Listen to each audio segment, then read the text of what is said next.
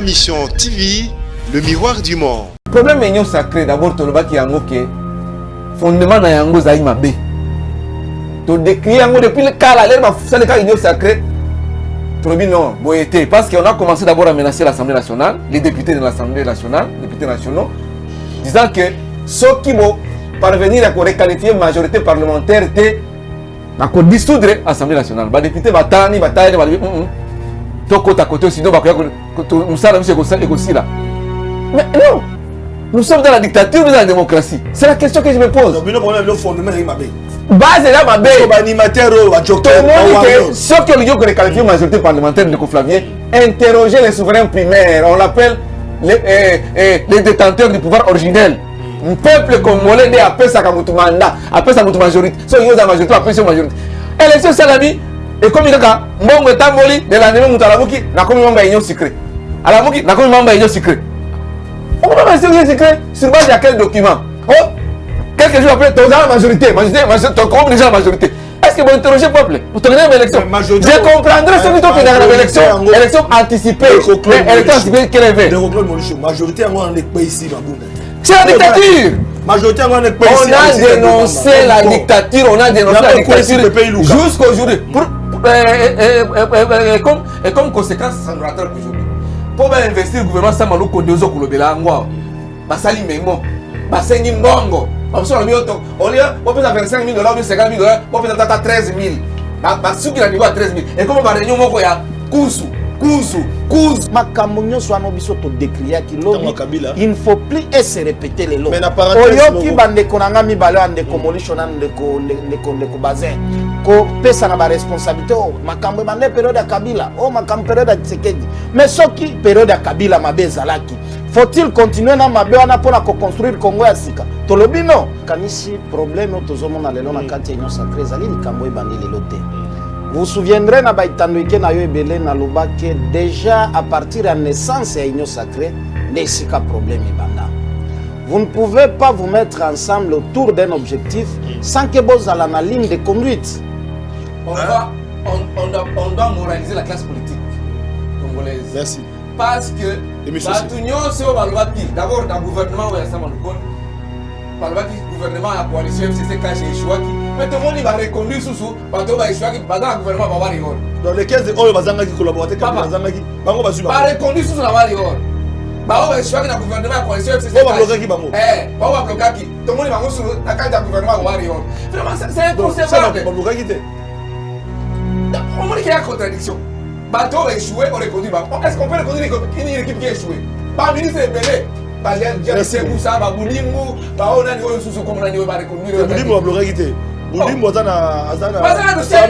détournement avec FSP. Justice ça Moussana. OK, yoka. Netoza kulaboué. Union sacrée. On ne peut rien attendre union sacrée. Non, gouvernement ça me connaît. On ne peut rien attendre union sacrée parce que base la base ali nul. Vous allez en bloc pour vivre la carte sans contenu juridique, sans fondement de base. Ayez du nouveau à Kinshasa, le complexe hôtelier Tremplin Royal sous Kanamasolo. Vous qui désirez passer des nuits inoubliables, l'hôtel Tremplin Royal vous offre un service de haute qualité, de chambres modernes répondant aux standards internationaux, salons et salles de bain bien équipées.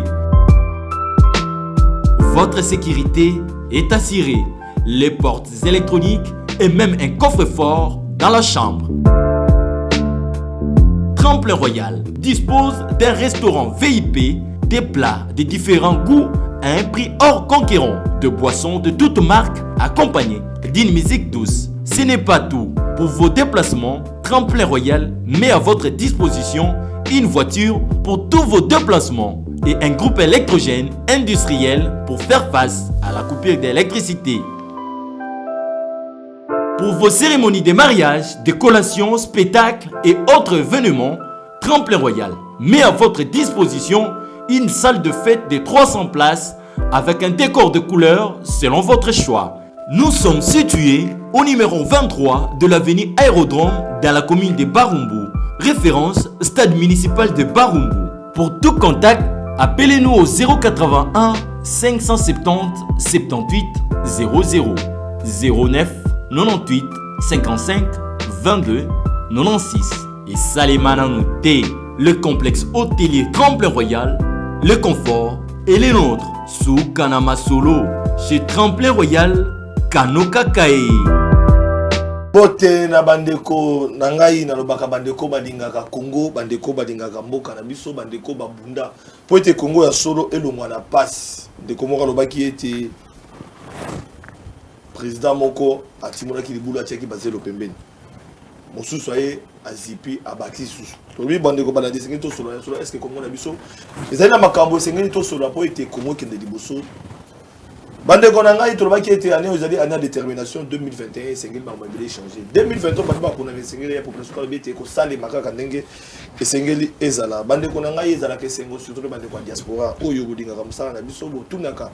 Mituna bolinga ka boy ba makambo ezali ko kende ndenge ni bozali ko na biso en direct ya ma mission TV bozali ebele ya ko na biso à partir ya ZM télévision bandeko balandi bozali ebele ya ko na biso na ba chaîne partenaire oyo balingaka émission to kundolango émission ya babola émission ya population émission ba imboka bayaka ko pesa makansi po ete Congo ekende solo liboso papa sentinelle o ba ko benga ndeko Flavien sentinelle de la République gardien du temple alobaki ete akoveiller po ete ya solo makambo so le kanamboka na biso sengolo ba congolais bayeba to boy politique ya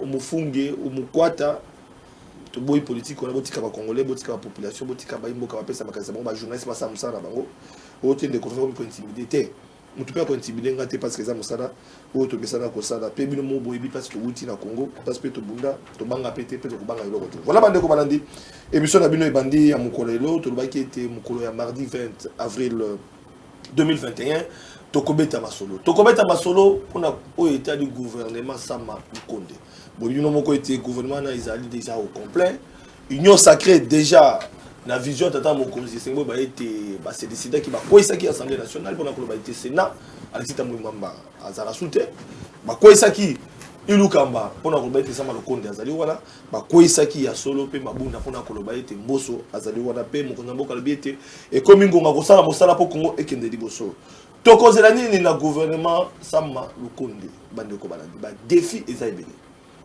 insécurité na mboka na biso kolia pasi balobi ndeko Kabila tika sa komia loso boy ndeko Félix amemi yango boy bande ko so bité ezali résultat ya union sacrée de FCC cache bolingi sanga po union sacrée na ba di musala te alors to lukato découvrir yango na poka lelo bande ko balandi bosa na brancher po été tozali bande ko ya PPRD oya Joseph Kabila FCC tozali bande ko ya union sacrée oyo ya Félix Tshisekedi tozali bande ko Lamuka na plateau pe tozali bande ko oyo azui dans l'opposition te to ko ba pété ba outil la société civile ba komi lelo la personnalité juridique et politique mais ba kota est-ce que ok union sacrée est-ce que ba kotika na Lamuka to be bazala to ba bango bande ko balandi na loboko nanga ya mobali to yambi pour na plateau na biso ya mibale mokolelo mwana mboka Claude Molisho moko ya branche où ils allaient soutenir Joseph Kabila Kabange Claude Molisho boyi malamu na plateau na biso.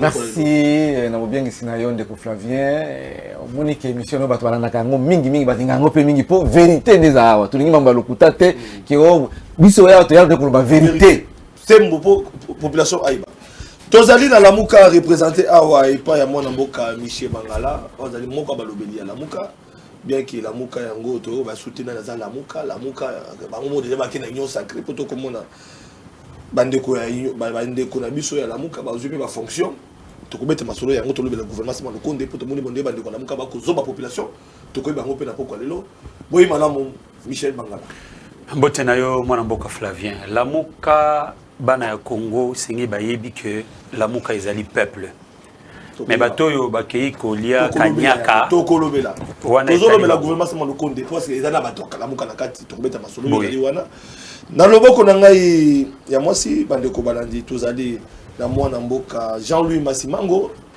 oyo azali conseiller lointain ya Félix Tshisekedi mwana mboka Jean-Louis Masimango mokambi ya structure munene ya Kasavubu ya bakinois mais lelo bakomi passe à parti politique maintenant bazui position te bakotala nano bakokende wapi boyi malamu na plateau na biso l'homme de Chabunda mais kuna pepa na bino ki mezalité tokobeta masolo parce que le défi est énorme. Merci beaucoup ndeko Flavien ezali esengo ko partager lisusu plateau na yo na ba co-débatteur na pisi bango mbote pe bande qu'on a biso nyonso ya Congo surtout ba militants et militantes ya parti politique mpasa on azali secrétaire général et kambami na président national maître Dodo Lutombo bande ko ba ozala pe libanda ba ozali ba ko malama kolanda biso to pesi bango mbote na kanisi ete to kolekisa ngonga malamu poto solola na peuple parce que le bill kamba position na kanisi ete pona baye balingi réellement mboka position à solo ezali position ya peuple koyeba pasi ya peuple koyeba konyoko ma peuple pe koyebisa mokonzi ya mboka maye peuple azosenga pour que mboka na biso matondo mingi voilà na ngambo ya union sacrée pona ko ba ete plateau ezali au complet na ngambo ya union sacrée tozali na mwana mboka basé pembe oyo azali moko azali na structure na ye dynamique le changement c'est maintenant accompagné Félix Tshisekedi le loba bazali na kati ya union sacrée na AFDCA ya bati lukwebo regroupement politique lelo bati lukwebo na Sénat lelo bazali na Assemblée nationale lelo bazali na primature pour le gouvernement en tout cas boyi malamu atako bozali bilenge boko bunda na koloba pole boko se retrouver terre et mo commencer na soni ko yamba bino na compte ya union sacrée ngo junior bakokera ndenge moko bozolo bela mais bako kipe bino pété bako pesa bino ta fonctionner bozali bilenge faut to lobela ngo pepo bakulu to na ba politicien bosala na bango na suka basala ke lote bango balingaka bilenge batandela bango tapi bango balekaka batata wana. Ndeko Flavien, merci beaucoup pour l'invitation. D'abord, Tikana Tondayo, bon likanisi ya mutuya, ko banda émission to kundola na niveau ya chaîne monene ZTM, bandeko ba ko landa biso to na ba conditions moko très convenable. Malili ya malonga, plateau ya malonga ka ne ba omona ba télévision c'est correct. Ata courir tout ça na groupe électrogène. Na na ngompe to bité to lobela ngompe yawo. Eza montage. Donc comment obligé ça l'émission faut groupe électrogène epela. Pour tenir tranquille donc courir au kinde. Na banda lobeza montage te ne to mona ba place moto to kinda ba monter mais awa ça c'est une réalité. Donc coup de chapeau à vous et Musala Malonga nzamba zala nayo parce que bundanga na nzambe ndo kolonga soki ko simba lititi okolia liyebo yo moko. Pe coup de chapeau na promoteur ya chaîne hein.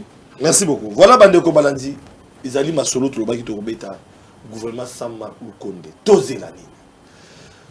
Toko bandana bandeko na biso ya PPRD bandeko na biso Claude Molicho o bazali pembe na ndeko Joseph Kabila Bozu et Boto vous perdre l'Assemblée nationale, vous perdre le Sénat, vous perdre le gouvernement Sikaba, warrior, Basi Babimi. Gouvernement warrior, mais aussi sa passion de Joseph Kabila, Timona qui liboule, on va pas bongisa, pour te passer les kina 2 minutes. Au cas où on va dire pour le gouvernement, au Canada, vous avez investi, je dis déjà pour ça. Ndeko Flavien, il faut d'abord préciser dans les téléspectateurs que Nazam ou FCC, Nazam ou PPRDPT. Nazali proche à Joseph Kabila Kabange, le seul qui a la vision des grandeurs de ces grands proche à Joseph Kabila, mais étiquette on est à Kayo. Problème exact, hein? Ceux qui se retrouvent côté pour le problème, mais Nazali est proche à Joseph Kabila Kabange. Problème est sacré d'abord Toloba qui a que fondement na yango zaima B. To décrire yango depuis le cas là, ça le cas union sacré. Non, parce qu'on a commencé d'abord à menacer l'Assemblée nationale, les députés de l'Assemblée nationale, députés nationaux, disant que ceux qui vont parvenir à requalifier la majorité parlementaire étaient à dissoudre l'Assemblée nationale. Les députés vont dire tout côté à côté, sinon nous sommes aussi là. En plus de cela, mon soletan Moli, vous avez preuve, va brandir Yango. Va transfert à Mbongo. Va témoigner de député Bango Bazako Stal. Tout le monde Daniel Saf, tout le monde qui papa Molière, ou avec un Malemba, honorable. Tout le monde qui député Moussou non, député attends moi Maya comme la députée corruption. Moi ben député PC Mbongo pour adhérer na union siko. Non, what is la corruption? Pour député sur salaire na yo. Bravo, au toucher salaire na yo, ali droit na yo. Mais par contre on peut ça yo mon solo na bon bazan intérêt babi non to termine 7000 babi 7000 za muke makisa manda mata 10 ou bien 15000 to dénoncer yango preuve pe yaki to mona ta procureur mon côté à sali banquette pour la confirmation que ça vrai so que le kutate parce que vous avez dit que non vous avez preuve du maki ça c'est de 1 de 2 union sacrée yango moko za la base juridique nini et ça la fondement nini to mona ki na ponamio Joseph Kabila Kabange ya sali na moko yo peut-être pour ami cycle électoral nous sommes à respecter depuis 2006, 2011, 2018, mais l'élection est salamée le 30 décembre 2018.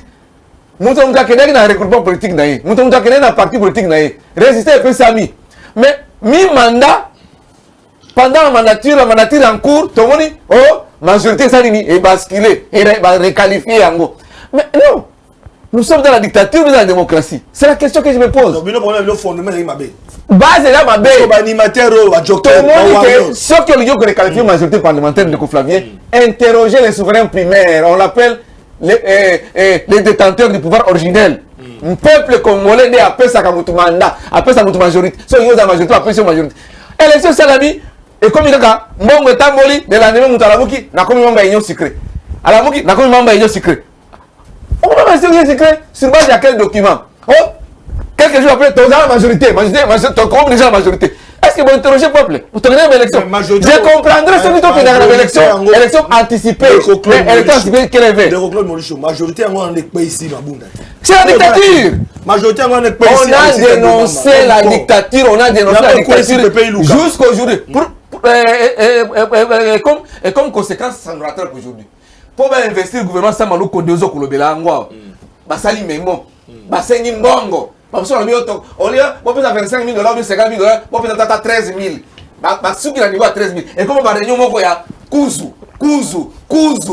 Traitation génie de 5 mois après, il va Claude Maurice raison. Moi, il y a merci. Que les alliés fondements, il va dire ce qu'on a misé sur la fondation dans ma casse. Merci. On a état de Simba. Ndeko Bazer, union sacrée, pour la ligne de Kwalobi, fondement mal parti.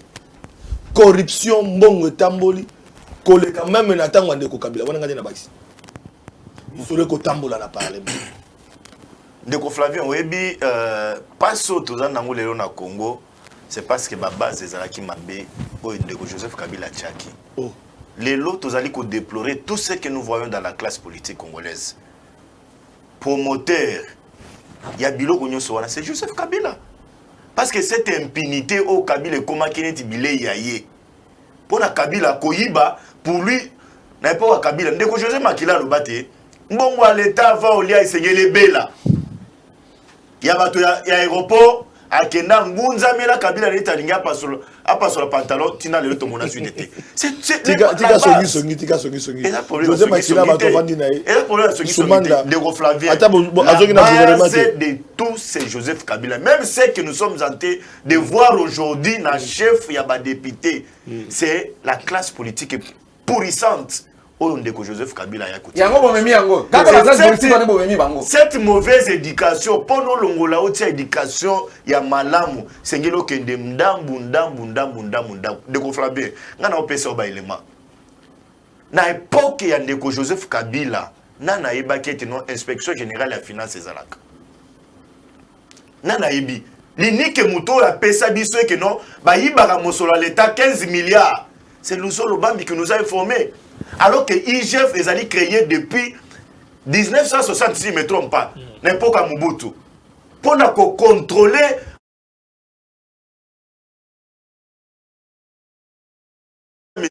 Muzito malhonnête qu'il était à Sala Mukanda à l'IGF à cause de la banquette na kati ya mboko ote nous déplorons la guerre de l'Est. Muzito dans la Muka. Na habité sur la Muka nini azali ko tango na parti politique à batu Muzito donc Muzito a créé makamba aboma IGF.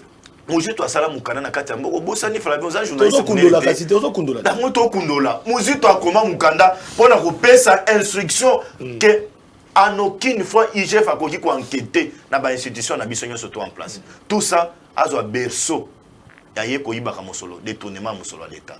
C'est dans ces pays où nous avons vu.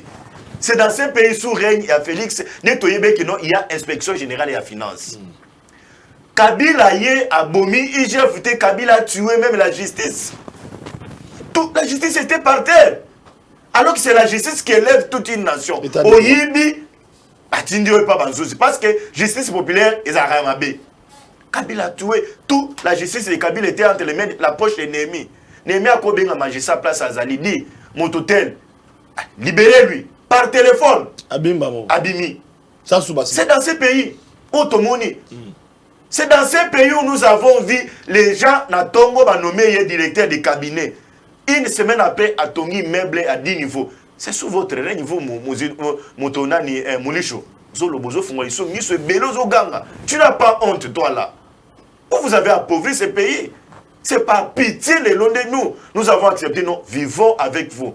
Oh, Biso Doko Sala Malonga était Yabino pour les corriger, Bino. Mais nous n'allons pas suivre vos erreurs. Retiens que le gouvernement Samaloko de Biso peuple. Toko caresser Bangote. Nous n'allons pas nous limiter qu'à la combo. Bah warrior, oui bien sûr. Mais nous voulons voir les warriors sur le terrain. Voilà. Bah guerriers sur le terrain. Sur les social, il y a peuple. Ça maille, moi je demande à la population de multiplier sa vigilance. Tout dit que les parce que nous avons 3 ans à préserver. Nous avons des filles à Liboso. P. Qui met les en Canada. De Koflavé na Moulicho Yoyo. Les Lossou Félix. J'ai vu un rapport, il y a 30 localités récupérées par Bafar de Sénabiso. Mais ce n'est pas un effort où il faut se glorifier. Parce qu'on continue à tuer à Béni. Tout le monde. Bien même qu'il y a un réseau, il y a Mouli Cholelo, oh bazo ça la bancate, tout le monde va vidéo, mais là on va bien au ticket là qui est temps. Déjà,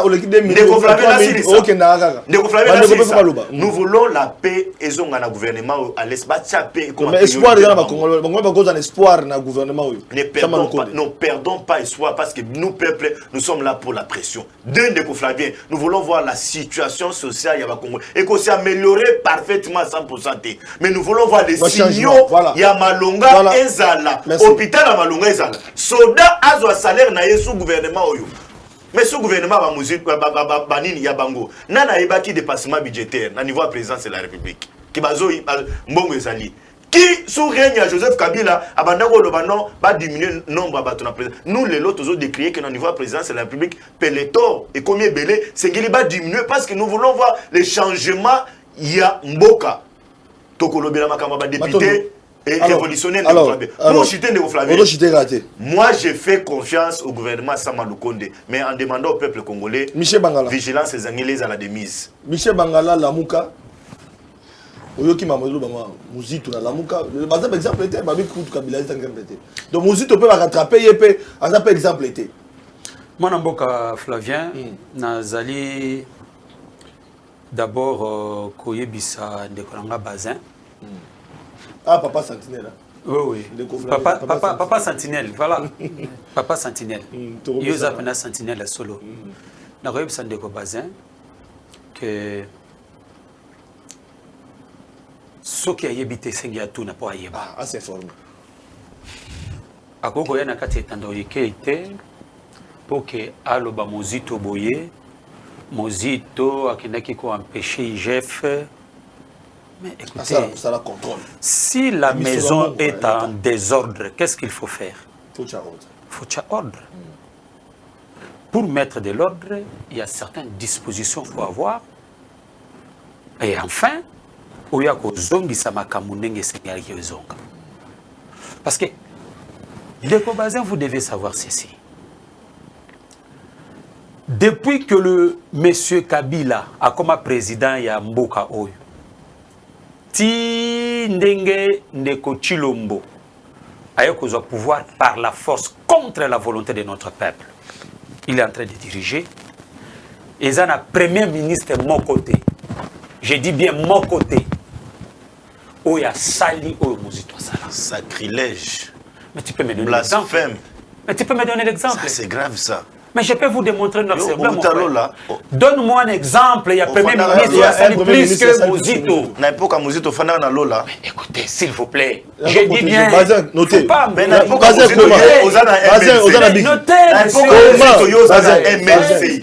Azali calme. Azali calme Bazin. Quand tu parlais, j'étais calme. On a protégé, on a protégé. Mais dans le Biboye, je répète, notre peuple est en train de m'entendre. Depuis le régime, il y a M. Kabila. Tilelo, dans le régime, il y a M. Chilombo. Où il a vendu par la force contre la volonté de notre peuple. Batali Sanga, premier ministre, où il a sali malam pour les Mozito. Si Mozito a quelqu'un qui suspendre IGF pour que ça a certaines enquêtes étaient. Parce que Mbokezaki n'a désordre. Mais cela ne signifie pas que Mozito avait suspendu pour voler. Yebisangai, si Mozito avait volé, n'est-ce pas? Mais pourquoi depuis qu'ils sont là, bah amener même ni de mon côté que pour accuser Mozito. Tout le monde a qui Jekoko, il a parlé des histoires des maisons ainsi de suite. Mais où en est-on avec la question des maisons? Vous allez voir. Balba même Ndakoyo, c'est Stivier Zali, ou le Sekativier Zali, Sirouileri, Babi Kezaki à Mozito. Mais elle a posé la question. C'est ma fausse accusation. Donc, tu comprends? Donc, c'était quoi? Oui, on évolue. C'était que, du fait que Bande Konabi soit Molicho. Bon, Kabila. Kabila. Quand Kabila. Quand Kabila. Ils n'ont pas compris que Mozito va échouer. Or, Mozito, Azongi Sanyongo ya Bretton Woods. Ado Futa Yango. Mais a augmenté le salaire ya enseignant. Ba professeur, ba magistrat. Mais et lesquels ibango, babi que non mutazo iba. Mais or mutazo ça musala pour namboka. Maintenant, ndeko nazo ma question il y a union sacrée. Tokota wala parce que vraiment oza atamingité tokota. Ndeko on répond déjà makambo ya Mozito. Voilà. Ndeko biso tolobi que gouvernement yo était déjà très mal parti. So talina nous dirait au bazui, tant au bazui, pour que va mettre le gouvernement en place. Vous allez voir que tant on a, si le gouvernement, il y a vraiment gouvernement où il a pour résoudre le problème congolais, et quoi que vous dire on a été. So mon qui va guerre entre bango, et ça guerre à positionnement pour na le Kotro. Mais quand c'est gouvernement on a Maman Eve Bazaï bali kambo ya le Kotro. Archive du jour le maman qui a. Attends maman Eve Bazaï bakeba parce que ah on a archive du jour lobi déjà bande ko ba vivre. Le lobi ba ko vivre mususu. Le lobi maman Eve Bazaï ba leka ki le lobi zande ko José Makila. Parce que le politicien tant boza wana boy ba mbolo baka.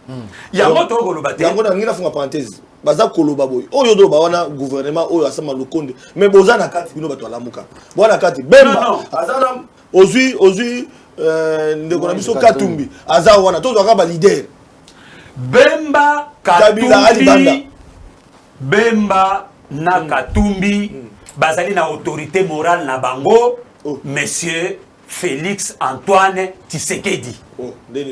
Mais bazana kati ya union dite secret.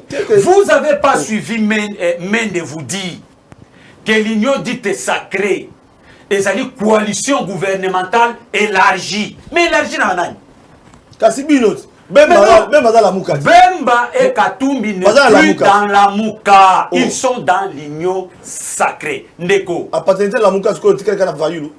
Ndeko. Namusito.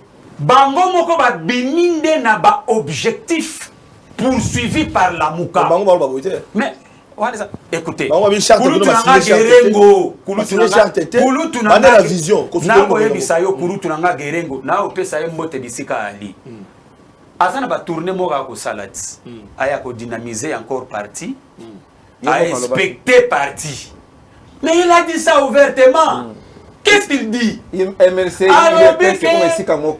MLC na IDPS bakomi eloko moko bango bazali na opposition te bango ba na pouvoir mais nini bato ba na pouvoir ba na major bazana la Mouka. Donc la Mouka est un gouvernement ilukamba gouvernement c'est le compte te to retenir la Mouka ezali na kati ya gouvernement bakei balandi kwanga na bango bazali na objectif na bango parce que ndeko Papa Sentinelle, union dite sacrée wana. Deuxième tour de table. Mais ils ont copié Misolo, Balima s'enrichir. Naza ko annoncé déjà Francis Kalumbo. Toujours yambaye déjà semaine prochaine. Akoya koyi bisabiso appartenité lelo la Mouka banane bazana la Mouka ou pas. Donc Francis Kalumbo déjà dans nos murs. Naza ko signaler pe Denis Kambaye. Chilum, Denis Kambaye, EP, déjà à Rosanabiso, très prochainement, honorable Matezolo, Yepé, Azoya, Alobi Bakukundo la paix, vous allez la brancher parce que Bango sur la Tanguana, Bakoloba, Bakobeta c'était na ozalaki koleka honorable Matezolo ex-ministre honoraire na Koloba, il y a vice-ministre honoraire, il y a ITPR, donc à Koloba P. Toroko Banabango, na mikolo koyan. Mwana mboka conseiller lointain mon konzamboka. Okoyoka lelo yo, union sacrée. Yo mto pesa Félix Tshisekedi conseil na musika. Union sacrée kuna Bemba Zali, Katumbi Azali, gouvernement sa malukonde yangwana. Tozela nini. En même temps, déjà, ils ont posé un problème dans le soubassement. Babi kuna soubassement juridique égalité et tout banaté ba so bazana la muka parce que Katumbi se réclame toujours de la muka et Bemba. Mais kuna babe basé ba bengani bango pe kuna. Tout ça là, ça malukonde. Akolonga bitumba ngondeni parce que banimateur ba kuna baza sur la muka te. Oui, ndeko Flavien na kanisi problème otozomona lelo na kati union sacrée zali likambo e bandi lelo te. Vous vous souviendrez na baitandoike na yo ebele na loba que déjà à partir de la naissance de l'union sacrée nesika problème e banda. Vous ne pouvez pas vous mettre ensemble autour d'un objectif sans que vous ayez la ligne de conduite. Lelo soki otuni bandeko baza na kati union sacrée parce que yebi na beta kasete ki ngai naza na kati union sacrée te mais to soutenaka mokonzi ya mboka. Ndeko pour que ça la bolamu na mboka na biso yo elingi te koloba isengi ka na kati union sacrée. Okoki ko zala pe libanda union sacrée mais ozo salela mboka ozo soutenir mokonzi ya mboka. Et na kanisi ete na nyoso biso to salaka nous soutenons le président de la République parce que toyebi azana mandat na ya 5 ans si ma 5 ans to ko évaluer bilan na ye pour que population non ndeko chop chop toyebi bato balingaka chop chop biso bato en passant okuta biso kuna te na bandeko ba problème union sacrée bandi lelo te déjà dans sa conception ne sikali kambozali po soki déjà na ebandeli bazala kana code de conduite ligne de conduite mbelelelo mitinério tomoni na kati union sacrée na ibisa kioke il y a une mitinérie institutionnelle na niveau ba député révolutionnaire to ba député rebelle elinga ki ezala te parce que cadre ya fonctionnement cadre organisation elinga ki ezala oto yeba katelelo union sacrée zana mutute ezana makolote zana libumute donc c'est juste autour d'une vision oto yebi début na ngote na finalité te mais kasi nini o esengeli ba kongomani bazela lelo na gouvernement ya union sacrée ya ndeko Sam tout le monde a besoin de condamner le gouvernement et la coalition FCC Cash, que le gouvernement est en fer. Oh, on a molisho azala na kati parce que bande ko soutenir bande ko na biso FCC à l'occurrence mwana mboka Joseph Kabila. Mais kasi soki lelo oyo FCC Cash ezali susute ba kongomani bazela nini? Ba kongomani bazozela nini? Makamba sécurité na est. Voilà. Lelo tango tozolo bano boy na tongo batu ba utili suko kufa na est. Abattoir humain. Pendant que nous parlons ici, il y a un dossier. Nagoma, en plein centre-ville, tout le monde a banda kokozika, batu kobomana. En présence même de la force de la sécurité, sous une impuissance totale. To condamner quand to dénoncer. Pendant que tout ça la no émission na niveau à cour international de la justice, il y a un dossier, il y a RDC contre Ouganda. Pour na ba massacre Salema na Kisangani na entre force rwandaise na force ougandaise à l'époque force ougandaise ils allaient soutenir na mwana mboka Jean-Pierre Bemba ou azala ki rebelle à l'époque force rwandaise na ndeko na biso Azarias Rubero oyo ba boma batu na Kisangani alors que gouvernement na biso il fallait multiplier ba effort à concentrer attention na bango na niveau ya dossier wana pour que ba responsabilité za la partager malgré que Rwanda tikala kondima compétence ya cour internationale de justice te kasi lelo yo na kisasa na pesa ka exemple pour na correction te ba attente ya population za ibele likambo ya mai na kisasa lelo soki okeka musika te na Wileri même na Kasavu bois pose wa mai c'est tout un problème likambo ya badare alimentaire lelo population zo nyokwama tracasserie to lobate na bande ko yaka na émission no ba ibisinga bande ko na biso Kasavu mon versayo tracasserie à 200 francs ba agent ba utaka soki na commune tout ça makambo nyonso ano biso to décrire ki lobi il ne faut plus et se répéter les lots oyo ki bande ko nanga mibale ande ko molisho na ndeko bazin ko pesa na ba responsabilité makambo bande période ya Kabila makambo période ya Tshisekedi mais soki période ya Kabila mabeza laki faut-il continuer na mabe wana pona ko construire Congo ya sika to lobi non soki mabeza laki période ya Kabila to sala nini to kundango to bongisa makambo pour que le peuple arrête de sourire na question na nga ngoyo peut-être ko déranger papa Sentinelle azana pona ko veiller pe pona ko rappeler l'autorité Likamba Est, tout maintenant Likamba Est, parce que le gouvernement ça m'a le compte de va investir, tout le temps dans le parlement, mais bazar m'a kabé au sala, tout maintenant m'a sécurité na Est, on a pu bazar qu'on répondre. Likamba Est, on va demander au coup fois les lotés, tant qu'on Kabila, tout le monde qui Kabila, yo kana na Rwanda, biso ba imboka, to bandi pe bitumba ko tambola ba marche Kabila ataki mboka azoka na Rwanda mais Kabila kei Félix Tshisekedi azali ekosila mukolo nini sikoyo nani ne ayoka na Rwanda po makambo ko mabobasa to comprendre Kabila sa kei Félix Tshisekedi azali wana makambo SVC la te bato bako kufa nde du jour au lendemain mokonza mboka na kaki biso alobaki ete état major fo akende kuna ko bandofana na bango na ba mama beni bazawa bayiki bazonga na mokonza mboka na bité so bazongi te to pe koleka ndenge nini na banango na bazin na deuxième tour mais ndeko ngam tunazana na maluba parce que bien j'étais wana pas est za la moment sensible une minute vraiment na lokola conseiller le makambo na tuko décrire Flavien pesa lumière toloba ki boye ta ya ba discours esili de la même façon ta ya ba promesse à président de la République esengina no sa nini est dosé bato babanda komona nde ba réaction misala sur terrain est-ce que oyebi tozali na délégation utaki beni lobi ke kozonga te soki kena mukonzi mboka te e bolanda ki ndeko Gilbert Kankonde koloba ete sima investiture à gouvernement Sam président de la République a kokende na est et je crois le président de la République l'avait déjà dit que esengeli misala banda na kobanda misala zanini réellement état-major Oya ebisa biso à l'époque il fallait ba généraux état-major au lieu longwa cité à Oya place ezalaki et na niveau kan kokolo esengeli ekende na est et nous croyons à sa ferme volonté que cette fois-ci voilà. État-major qui va déplacer na est par rapport ezali de konangai nana lobakango chaque jour ba état faible ndezalaka ko esala ko privilégier souvent principe à négociation il faut tout appliquer le principe à réciprocité si le Rwanda est un danger permanent pour le Congo nous devons prendre aussi des mesures contraignantes ou permettre que yepe abanga kozonga na table à négociation pendant que bato bazokufa na sili sandeko oyebi il y a plus de 7 km il y a frontière na biso o ezali lelo sous emprise ya Uganda alors qu'on nous fait croire que biso na Uganda likambo za tangu bato bazoboto la bino mabele mais makambo na zo biso il y a des rapports oyo lelo frontière na biso na niveau nord Kivu ezalaki déplacé na ba force ougandaise sous silence coupable ya état congolais yango nga na rappelaka souvent article 16 ya constitution Congo est-ce que réellement est asimaka combattre la caractère à sacralité à vie humaine. Merci. Pendant merci que pour la révélation.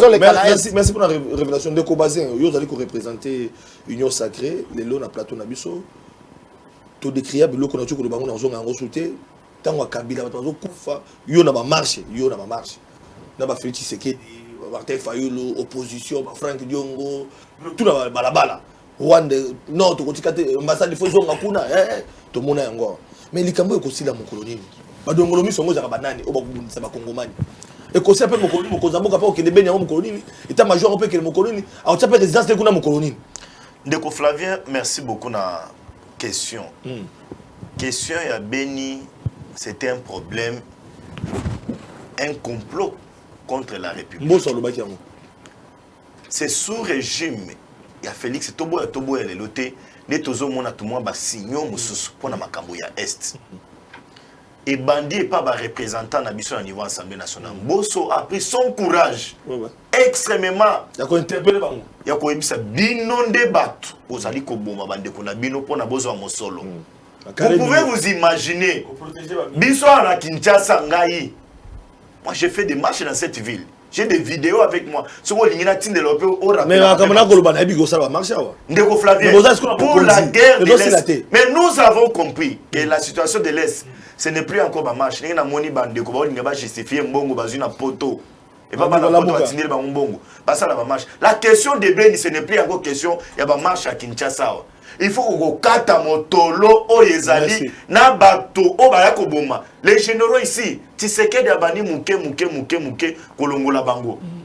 Lelo avec cette pression populaire oyo ndeko mboso abani na niveau Assemblée nationale. Et sengeli pe ko senga bandeko na biso ya Beni. Basa la complicité. Voilà. Bango mo parce que biso na Kinshasa to ko mona moi kimia. To ko la taso ko na complicité ya pena bandeko na bango. Mais oyo ya ko leke pa na bango kuna ezali grave. Gouvernement ça malokonde. Bango ne sengeli ba dénoncer mais ndeko Flavien. Na yebisa bango. La pression doit continuer.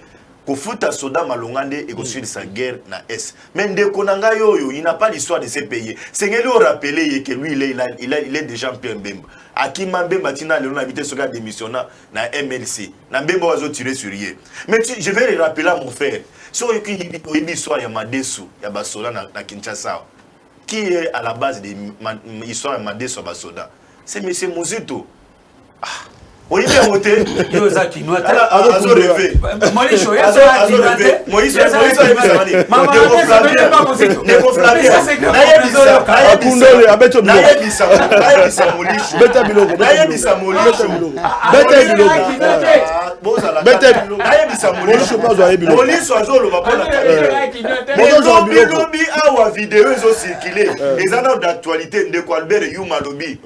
pendant 18 ans, il y a Joseph Kabila. Bazouaki chez Camille Nabiso, Kabila Tchikaki na maboko ya bapaya. Ndeko, yuma ke au-delà, pendant que le bec non, Bazouaki ba gisement na biso surtout. Place biso to kundola minéré na biso. Ba pesa ngo, ba benga ngo to apati apoto baye, au lieu ba yana mosolo, mais bango ba yina banyo. Bango ba yina banyo so wana Molisho. Congo profite alors que chez Camille, 70% ya chez Camille, ya on est contribué kana budget na biso. Mais Kabila sous règne na ye, alabi bozwa. Ya Congo bozwa. Ils ont surtout bozwa. Pour se prendre des trucs. Donc on fait rien d'attendre. La situation est on fait rien d'attendre. Avant pour na masolo est. Tous. Tout ça, la trafic d'influence était, tout ça, le populisme était, la maquilla n'a pas on doit se concentrer pour la situation de d'abord,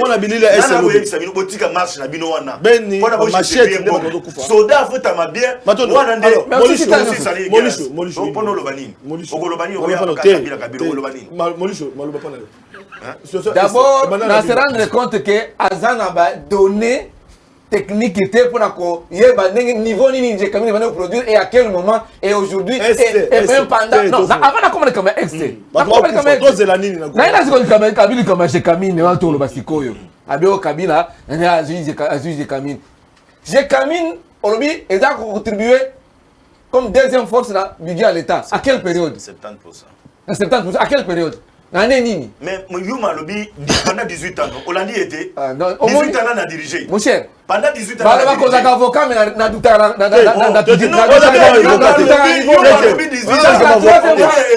analyse politique. C'est la troisième fois sur le plateau de télévision, il y a un niveau.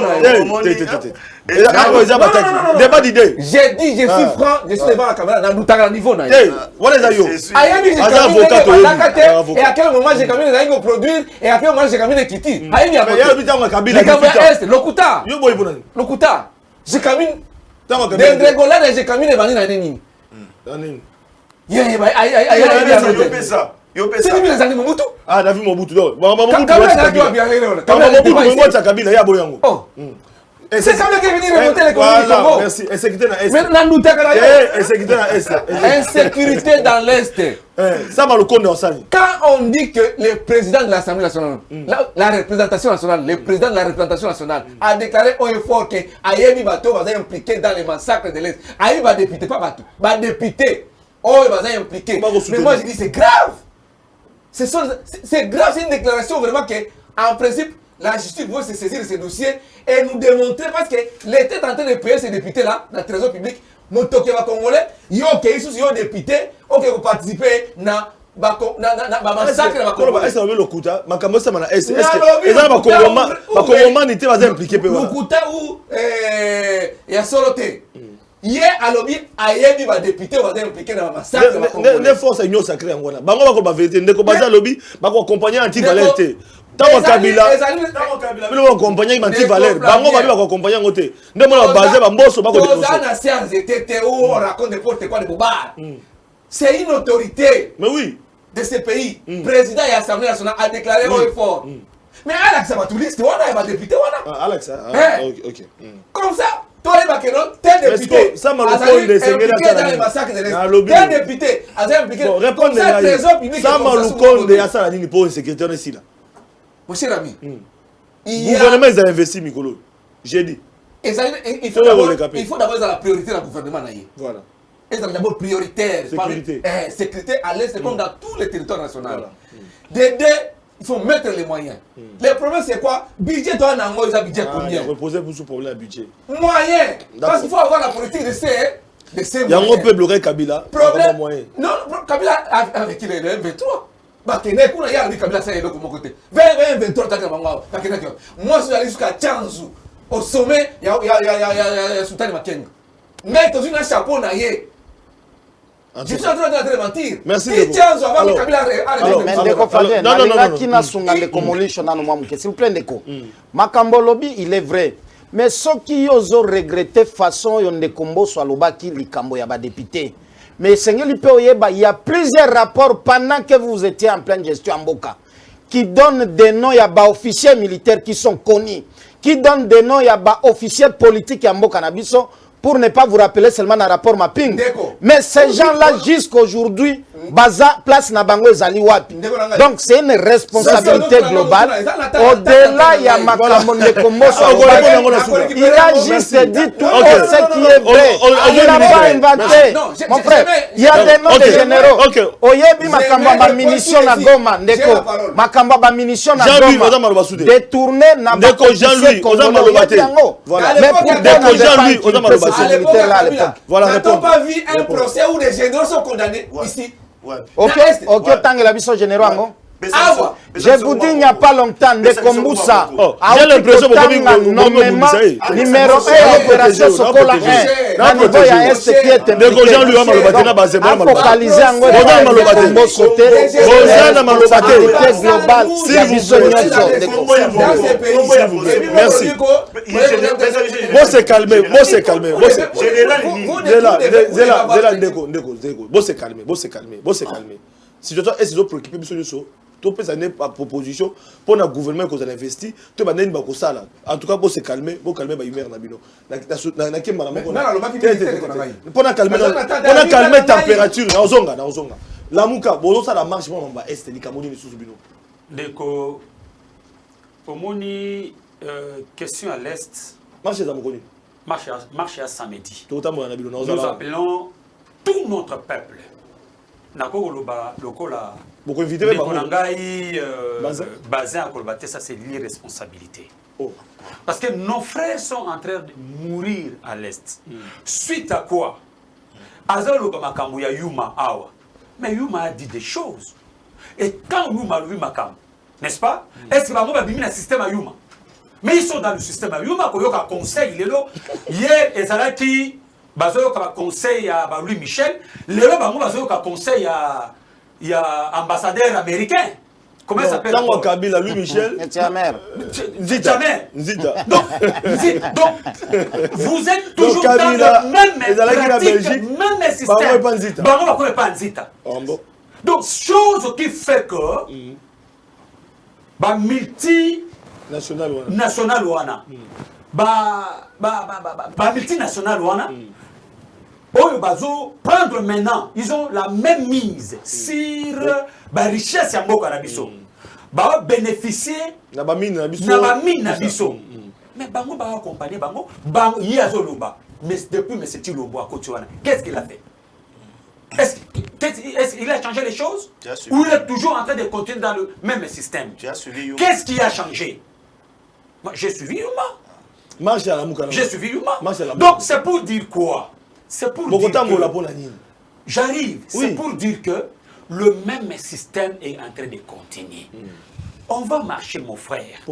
Pourquoi? D'abord, il faut la communauté internationale. Que nous disons non. Ça fait maintenant 25 ans que nos frères et nos sœurs sont en train de mourir à l'est de la République démocratique du Congo. Ça, c'est la première des choses. Mais maintenant, totally cause, Yamakangwana Nyonso. Pourquoi il profite à ça? Parce que nous avons constaté que il y a toujours un pouvoir pouvoir illégitime. Parce que nous avons un problème, il y a légitimité. Il y a une institution. Animateur mon frère 3 ans de commissaire. Problème à légitimité il est là pendant que 2023 c'est le se préparer. Non, je ne vous distrais pas. Par contre, la question est claire. Notez.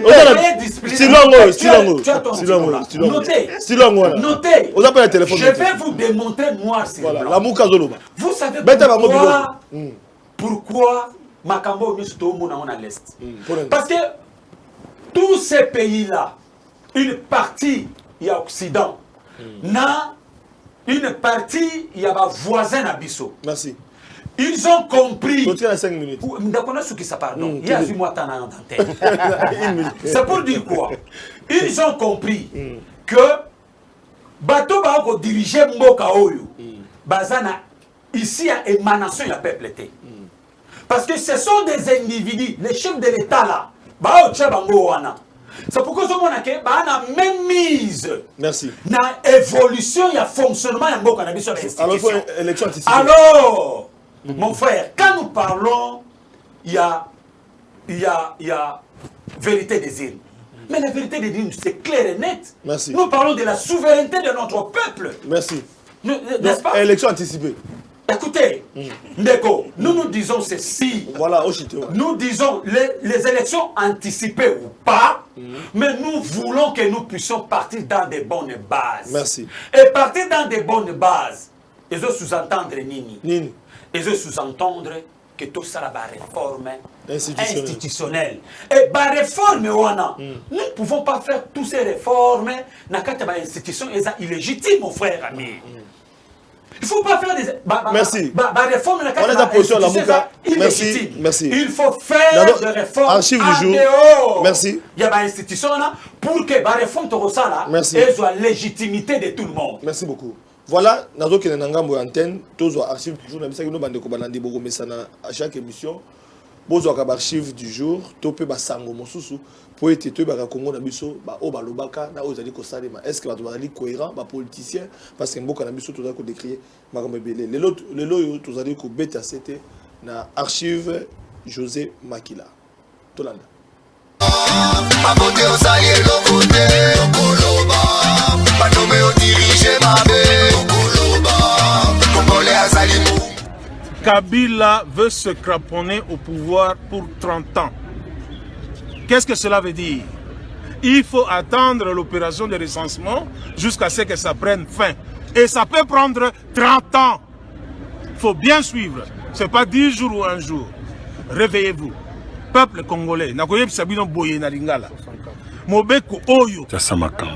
Ezali lelo on a parlé du peuple. Ezali pour Kabila avant d'Alibela. Est-ce que Congo s'il après 3 ans, 4 ans, Ezali Okuta. Donc Balingi Kabila avant d'avoir 30 ans pour avoir le recensement et silité. Botelema. Leur yango yango. Yami balé. Peuple congolais boye ba ke mbongo na bino ba contribuable. O Kabila so ba masasi abalusi yango contre bino. Et comme Alinga Kapé Bana ya Kisasate, j'assume ce que je dis. Na bana Congo Mobimba, lelo a tourné canon contre bino, ba beti lelo masasi ba tout plus de 10 bazai na hôpital, ba pota minene ba musuba kata. Yo mona wapi pouvoir, oh ya yo contribution ya yo po somba masasi wana e bana ko beta yo na nzoto. Boye ba yango ke tozana moyini pe monguna ya République comme Kabila na équipe ne ya majorité ba vandi awa. Boye ba yango ke sobo télémité to continue boumbu pendant 30 ans. Merci. État Mboka Oyo, l'État congolais va gérer yango la société nyonso zo constituer Mboka. C'est-à-dire majorité, opposition, société civile. Pour na kosala nyonso ko pesa seni moyen ya kobongisa élection noki. Tala tina toya wa yango wana. Toboyi Mboka Oyo ekota na mbilinga. Ekota na mobulu. Parce que tina ya mobulu ezali nini? Bato balingi Kongo ekabwana. Mobulu ekota po Kongo ekabwana. Biso toboyi yango. Tata moko, mama moko, ekolo moko. Yango tozui yango awa ezali mukolo monene pona Kongo. Boye ba yango ke tozana moyini pe monguna ya République comme Kabila na équipe ne ya majorité ba vandi awa. Boye ba yango ke sobo télémité to continue boumbu pendant 30 ans. Merci. Toboyi Mboka Oyo ekota na mbilinga. Ekota na mobulu. Parce que tina ya mobulu ezali nini? Bato balingi Kongo ekabwana. Mobulu ekota po Kongo ekabwana. Biso toboyi yango. Mabote ozali elokote okoloba banome o diriger mabe okoloba congolais azali mou. Merci na réalisation, merci na équipe technique. Tolo bakango pe na ko bandela. Les paroles s'envolent. Ngalo baka les vidéos restent. Donc pour na koloba été lelo ezalaki tour à tour lobi ezalaki mwana mboka mama F Bazaïba lelo ezali mwana mboka José Makila lobi pe mikolo koya bokozwa pe bandeko misusu oyo pe ezali ba surprise parce que ezali ba archive boko bangoka mokolo bomona ngo mais ebele vandi na sima Vital Kamerhe Joseph Kabila Félix Tshisekedi Martin Fayulu pona koloba ete Jean-Pierre Bemba donc Moïse Katumbi donc baza ebele toloba qui est archive du jour ezali ebele vous avez toujours branché chaque lundi mardi mercredi jeudi vendredi à partir de 10h30 na papa sentinelle de la République gardien table Fayulu reste constant tokodeba bokozwa biloko bozala calme biloko bozala calme na bandako na bino voilà bandeko balandi tokem na suka parce que na pesa une minute pour to clôturer juste après tout dans le sport na dans information sur pesa et puis j'ai dit encore un grand merci na Fonds national de solidarité contre Covid-19 vous allez kolembaté ko sala musala ko accompagner toujours ba congolais kasi vous allez koleka na aéroport ya Njili et ça passe na osenga na ba konzi mboka ba fungola miso parce que biso ba journaliste tant to dénonçaka toboya kapiria ezana ba congolais belé ba oti poto ba oti libanda mboka ba kolela comment c'est fait tu dans ville à Kinshasa qui na inerbe au sali test à Covid au commune aéroport au leki au keimbo kamikila poto kuna test ya inerbe bandimi yango ba tester au leki au sali séjour na yo kozonga na yo papa izali na ba centre ezali spécialisé ko le kabiso to ndimaka izapena na ba aéroport oyo izali moins modernisé ko le kabiso to ndimaka mutu oti poto asali test à Covid-19 avant zonga lisusu azui résultat akomi na mboka loko Addis Abeba to na Nairobi ça dépend na ba transit azo sala kuna pe ba checker aleki akomi na mboka na ye même jour 2 jours avant ça qui test ça le résultat akomi na aéroport Njili ba komi ko senga ça sous test ça $45 ba contester na o inerbe na biso ba contester na oya mindele basali donc abandela so $45 mbongo on ekendaka wa bande ko bo expliquer sur le plateau bozo contester ba résultat même oya bino moko ya centre inerbe na onde kwa mutoko sa 5 jours na poto to libana mboka ke Dubai China zongi mais bo contester ba résultat na biso moko na oya bande ko basali il faut futa $45 na ebité mbongo ekendaka wapi bande ko bakolela ba binde ko Flavien sentinelle de la République informé na mona mboka Félix Tshisekedi ay ba ke tala ba congolais ba konyo ko na aéroport Njili pona ko futa test à Covid il y a $45 wana soit bo checker mutu ana température normale bo checker 40 to pe bo landele ndenge mais afuta so na mbongo ta okota te na ebité makambo zo ekandenge nini équipe ba warrior merci beaucoup na mona mboka liawa za wana Didier Udimbo pe bande ko bele baza kuna peut-être bo sa musala malamu to kotala kaka alors pona ko subisa na pesa 1 minute na bande ko bolandi archive du jour to kobesa nango leçon ni to ko tirer na bandi nango mona mboka Jean-Louis Masimango tout ces émission Sili parce que to tika place na ba sport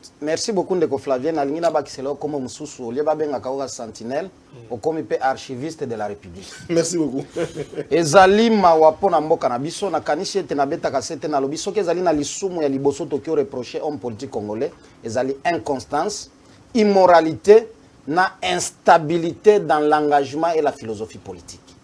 Tala ba image oti kolakisa biso elakisi buzoba ba politique ya Congo. Et na kanisi peuple sengeli a tiré conséquence na ba comportement ya boy. Na kozonga na gouvernement ya Sam. Biso tolembi ba discours. Tozwa ba vocabulaire macroéconomique, microéconomique. Yo pe oye na gouvernement de guerriers. La binonde na misala. Merci. Peuple a retrouvé kimia na Congo kota. Peuple a zwe loko akolia eloko akomela makambo ya Covid tomo na clair tolanda ki pe lobby ministre ya santé yemo kwa zwaki déjà mangwele na ya Covid nani ya vaccin. Toloba à l'époque totikali vigila et sengli pe toyeba soki réellement vaccin wana nde batu nyonso ba usana nini bakozwa. To souhaiter pe bonne chance et pas ya mokonzi mboka parce que na 2023 élection sengeli ezala bande konabiso ya lamuka bande konabiso ya PPRD tozala bango na kati ya course pour que peuple a de partager biso ndeko Flavien vingonga o etikali na ndeko Sama Lukonde esengeli tango azopesa programme na ina niveau ya Assemblée nationale à se concentrer sur ma priorité. Nous avons problème ya paix na est mboka, nous avons un problème ya gratuité et enseignement o esengeli ko pérenniser yango. Nous avons problème ya social. À cause se focaliser na makambo etali mai na électricité. A englober biloko ebelete, sinon il risque de ne rien faire. Azo a priorité na 2 ans etikali. Na nini na 3 ans o etikali. 2 ans. 2 ans, 3 ans. 2 ans. 2 ans. Merci beaucoup. Bon, t'as ngolode. Ezokende. Ndeko Flavien, na utolanda José Makila. Makila pe na vidéo mususu ezoloba no mbongo à l'état pour no liango esengele. Eza ba archive. Songi blo politique. Obika les soni to. Même à part vidéo wana Makila na vidéo ko ya sala courbette pa ndeko Joseph Kabila aéroport. Tina lelo maquette aéroport tukalo mona ngote. Ndeko Flavien na yebisa yo. Les sont tirés kaka. Luka vidéo mususu ya madeso ya basoda ya aéroport ya nini ya est ya muzitu. Lukango yako chela Nico Michel Mangala amona ngwe kino bande ko bana numéro wala za numéro wa WhatsApp makambo zolo ba baza ba suivi botinda vidéo ya musique pas papa sentinelle numéro ngwana papa sentinelle kambo pe ambudi numéro ngwana ba baza ba suivi ba vidéo aluka pe archive ambudi musique tona boya merci beaucoup aussi c'est Claude Modicho yo obolo nini ndenge tozali awa parce que yo c'est la bino on doit moraliser la classe politique congolaise. Merci. Parce que Batunion c'est au Balbaki. D'abord dans le gouvernement où il y a Saman Konde. Balbaki gouvernement la coalition FCC cache Eshouaki. Mais tout le monde va reconduire sous parce que Eshouaki dans le gouvernement va avoir rigor. Dans les 15 oh bazanga qui collaborer Kabila bazanga qui bango ba suba. Va reconduire sous la rigor. Ba o Eshouaki dans le gouvernement la coalition FCC. Ba bloquer qui bango. Ba o bloquer qui. Tout le monde va sous la carte du gouvernement va avoir rigor. Vraiment c'est inconcevable. Ça va bloquer qui était. On dit qu'il y a une contradiction. Bateau va échouer, on reconduit. Est-ce qu'on peut reconduire une équipe qui a échoué? Le ministre est belé. C'est Boussa, Boudimou, on a dit sous comme on a dit, on va reconduire. Boudimou a bloqué qui était. Boudimou a détournement avec FSP. Justice de ça, Moussana. Ok, Yoka. N'est aux accords baboué. Union sacrée. On ne peut rien attendre de l'union sacrée. Non, le gouvernement, ça m'a le connaît. On ne peut rien attendre de l'union sacrée parce que base de l'ango, ça est nul. Mais ça y est, on vient de la carte sans contenu juridique, sans fondement de base. Merci beaucoup, Michel Bangala. Na bengi ba Congolais, ba Congomani nyonso, mokolo ya samedi déjà 7h. Biso nyonso toza na niveau ya Pascal na Mandalala. Tokolata pembe pe totiei kitamba singa ya pembe na mito na biso bande kopela muka pourquoi marche na bango banda na ipene te kaka na changu na baninga na okyo banda pe na ipene te kaka na changu de comité point de rencontre banda pe na ipene de kaka na changu. Ça c'est la première des choses. La deuxième des choses dès qu'on a subsawana non monsieur si mon mi bale kaka na subsawana na ko yebisa bandeko ba ko lela lelo oyo yuma. Non, merci. Ndeko tika na sisa ndeko. Émission c'est la conclusion. La conclusion, les analystes. Mozito c'est quelqu'un qui connaît la situation de ce pays. La situation des alliés lelo. Dege yuma zali kolela. Ça il est publicité. Na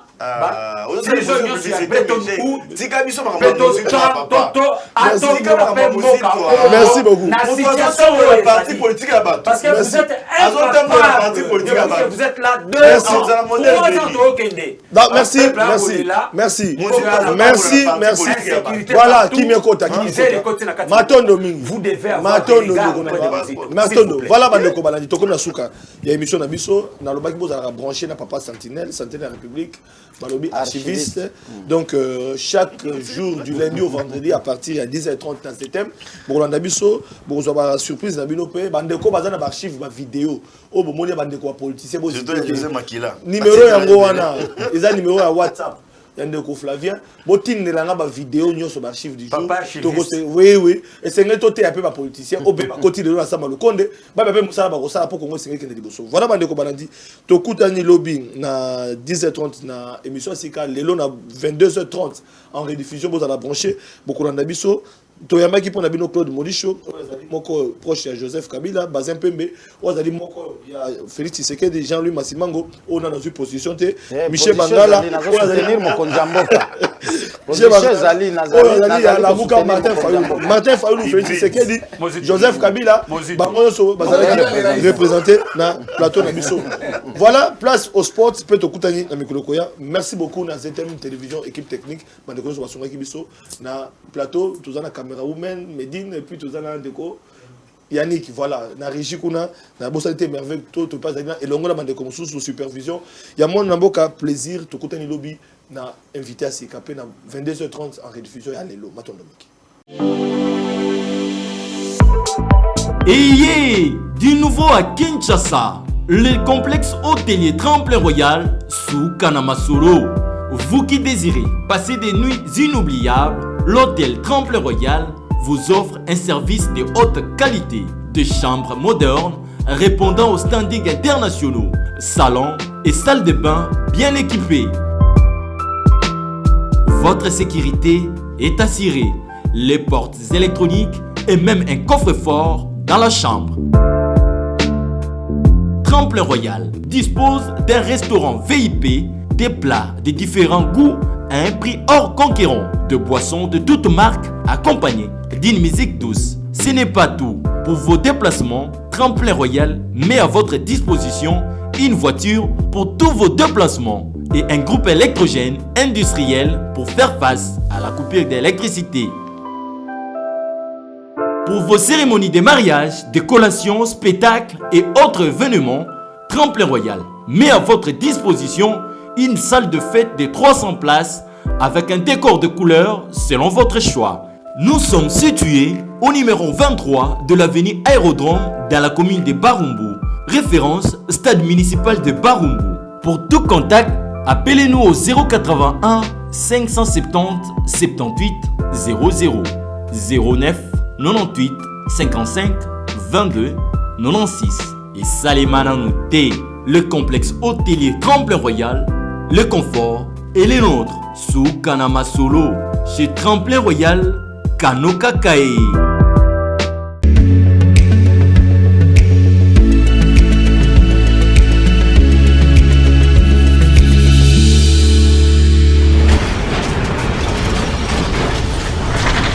Ma mission TV, le miroir du monde.